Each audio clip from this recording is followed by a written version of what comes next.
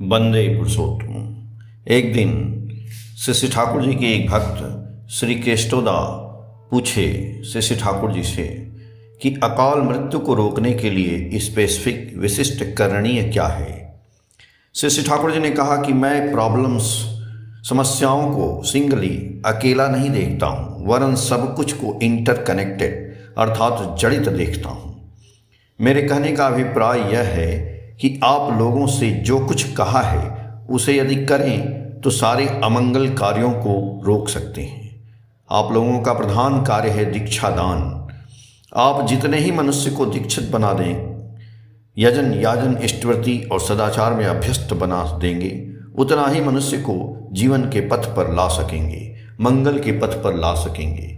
कारण इष्ट ही मूर्त मंगल होती हैं। यह दीक्षा पारस्परिकता और संहति लाएगी, जो एक दूसरे के वैषयिक उन्नति में भी सहायक होगी।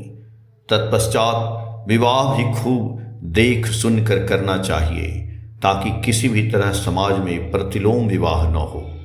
लड़का हर तरह लड़की से उन्नत और श्रेय होना चाहिए। इसके साथ लड़का लड़की में टेम्परामेंटल एफिनिटी मानसिक संगति रहनी चाहिए।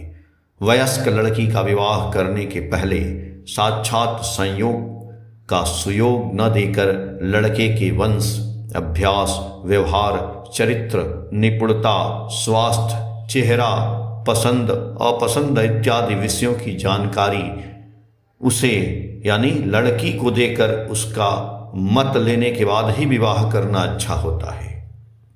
यदि स्त्री स्वामी की श्रद्धा करती है, उसके लिए कष्ट सहन करके भी अपने को सुखी और सार्थक समझती है, तभी विवाह सफल होता है। आयु की एक वंशगत धारा रहती है, पर पति पत्नी में जहाँ गहरा पवित्र प्रणय है, पत्नी जहाँ पति को अपनी ही सत्ता समझकर प्रेम करती है, पति जहाँ पत्नी को अपार स्नेह की दृष्टि से देखता है, वहाँ संतान के स्वास्थ्य, बुद्धि, आयु इत्यादि का उत्कर्ष होगा ही। पर इतना जरूरी है कि पति को इष्टमुखी होना चाहिए। स्वामी यदि पत्नी मुखी होता है तो पत्नी उस पति को अधिक दिन तक श्रद्धा की नज़र से नहीं देख पाती है। उसके अलावा पति पत्नी दोनों में ऐसे समय प्रवृत्ति की ही प्रधानता देखी जाती है। यदि मनुष्य इस प्रकार इष्टकृति तथा सदाचार परायण हो, विवाह ठीक तरीके से हो, शिक्षा और परिवेश को यदि थोड़ा सुगठित कर दिया जाए, पुरुष और नारी को जिस चीज़ की जानकारी रखनी है, जो आवश्यक रूप से करणीय है, इन सब चीज़ों की यादगारी कराकर यदि उन्हें सक्रिय बना डालें तो देखेंगे कि लोगों के स्वास्थ्य, आयु और कर्म क्षमता काफ़ी बढ़ जाएंगे।